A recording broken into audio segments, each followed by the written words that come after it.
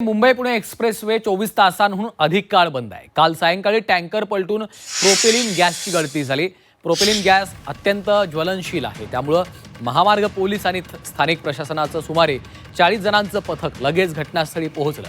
Gas गळती बंद करण्याचा प्रयत्न सुरू करण्यात आला, मात्र त्यामध्ये प्रोपेलिन हे अत्यंत ज्वलनशील रसायन असल्याचं कळताच संपूर्ण यंत्रणा सतर्क झाली, कारण छोटीशी ठिणगी देखील मोठ्या दुर्घटनेला आमंत्रण देणारी ठरली असती।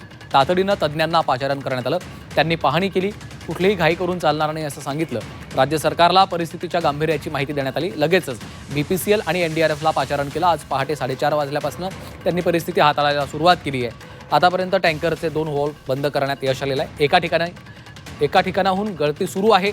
रिकामं टँकर आणून त्यामध्ये ज्वलनशील रसायन भरण्याचं काम देखील सुरू आहे। एक टँकर भरून झाल्यावर आता दुसरं टँकर भरलं जात आहे।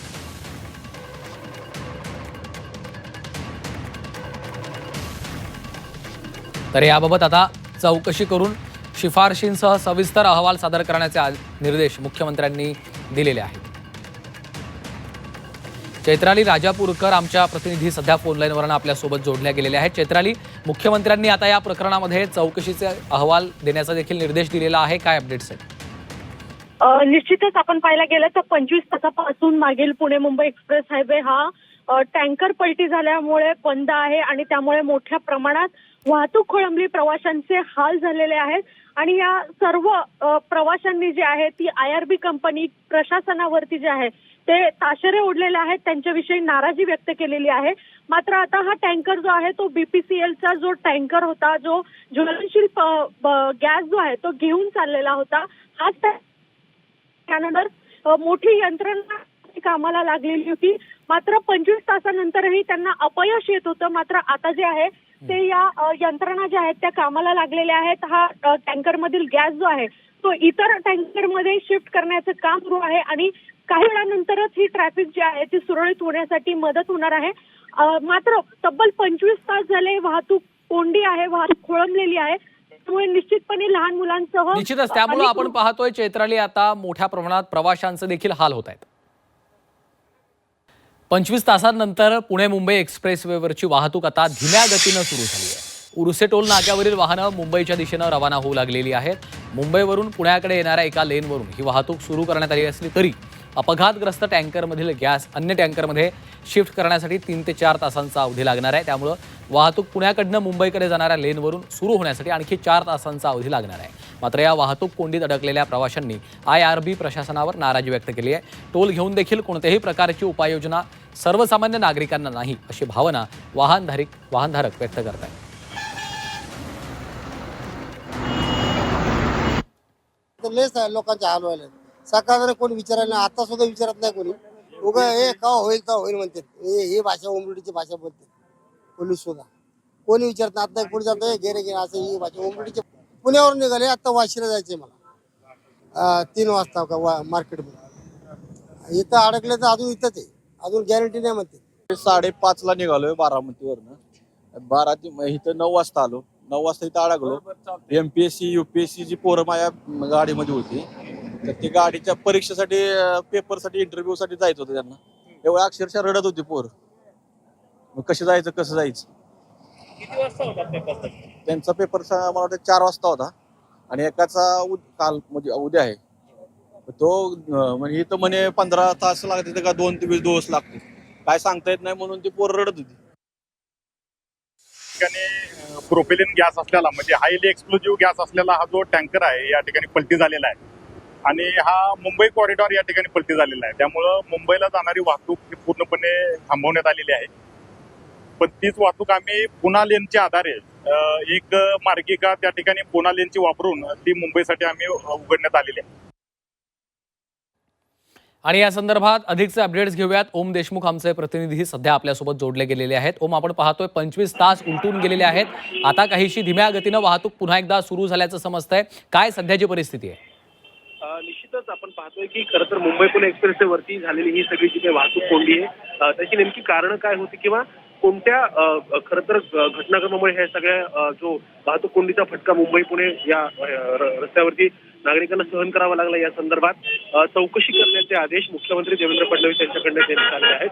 त्यासोबतच या ठिकाणच्या परिस्थितीवर नियंत्रण करण्यासाठी एनडीआरएफ किंवा इतरही महत्वाच्या ज्या समूह आहे तो सगळ्या टीम्सला कार्यरत करण्याच्या संदर्भातल्या सूचना मुख्यमंत्र्यांकडून देण्यात आल्या. एकंदर मुख्यमंत्र्यांनी या संदर्भातला जो घटनाक्रम आहे तो देखील विशद केलेला आहे की कशा प्रकारे ही दुर्घटना घडली आणि एकंदर या सगळ्या गोष्टींवरती आता सुद्धा मुख्यमंत्र्यांकडनं सुद्धा लक्ष ठेवण्यात आल्याचे निर्देश या संदर्भात देण्यात आले. MMRDच्या मुख्यमंत्र्यांकडनं अशा प्रकारच्या घटना पुन्हा घडू नयेत या संदर्भात सक्त सूचना देण्यात आल्याचं सुद्धा आता समोर आलंय. निश्चितच धन्यवाद ओम या सविस्तर माहितीसाठी.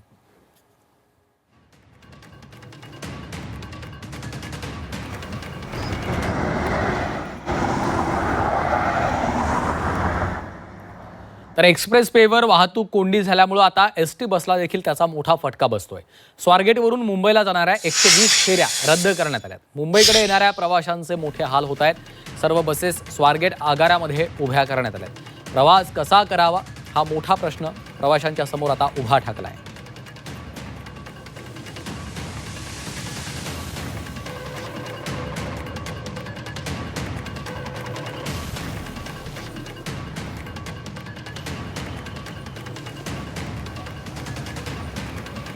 सुमारे 120 फेऱ्या रद्द करण्यात आलेल्या आहेत. ह्या सर्व बसेस स्वारगेट आगारात आता उभ्या असल्याची ही दृश्य आपण पाहतोय. तर मुंबई पुणे महामार्गावर झालेली वाहतूक कोंडी त्याचा फटका आता बसला देखील बसताना आपल्याला पाहायला मिळतोय. एसटी बसला त्याचा मोठा फटका बसलेला आहे. प्रवाशांचे मोठे हाल होताना आपण पाहतोय. नाहक मनस्ताप प्रवाशांना सहन करावा लागतोय.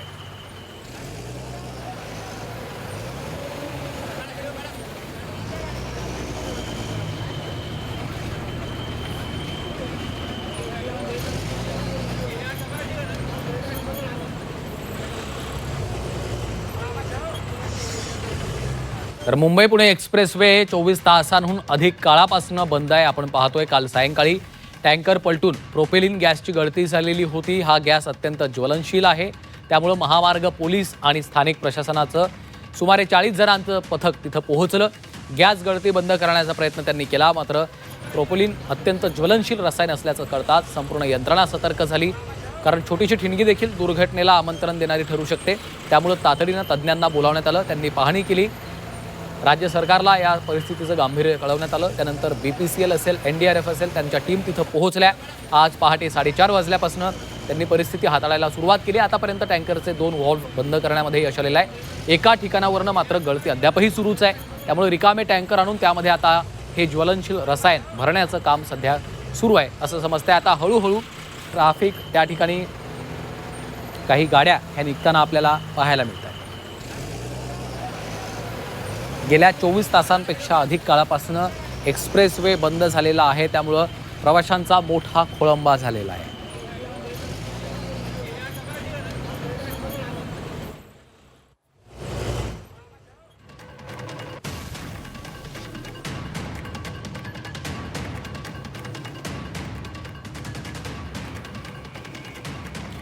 तर या संदर्भात घटनास्थळावरून आढावा घेतलेला आहे आमच्या प्रतिनिधी समृद्धी कोल्हे यांनी.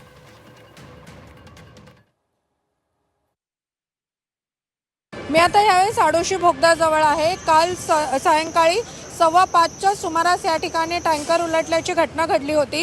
या घटनेला तब्बल 24 तास झालेले आहे. मात्र अजूनही परिस्थिती नियंत्रणात आलेली नाही आहे. ज्यावेळेस या ठिकाणी अपघात झाला त्यावेळेस सर्वप्रथम हेल्प फाउंडेशनची टीम या ठिकाणी दाखल झाली होती. आपल्यासोबत गुरुनाथ साटीलकर आहेत, त्यांच्याकडून आपण जाणून घेऊयात. सर, अपघात झाल्या वेळापासून तुम्ही इथे आहात. या घटनेला 24 तास झालेले आहेत. मात्र अजूनही परिस्थिती नियंत्रणात आलेली नाही आहे. शर्थीचे प्रयत्न सुरू आहेत या ठिकाणी. काय सांगाल? या ठिकाणी जो प्रोपेलिन नावाचा गॅस टँकरचा जो अपघात झाला होता तो अपघात एवढा विदारक होता की त्या ठिकाणचे जे त्या टँकरचे जे वॉल आहेत ते अशा पद्धतीने डॅमेज झाले होते. त्यामधून जो लिकेज होणारा वायू होता म्हणजे जो गॅस होता तो कंट्रोल करणं खरोखरच मुश्किलीचा भाग होता.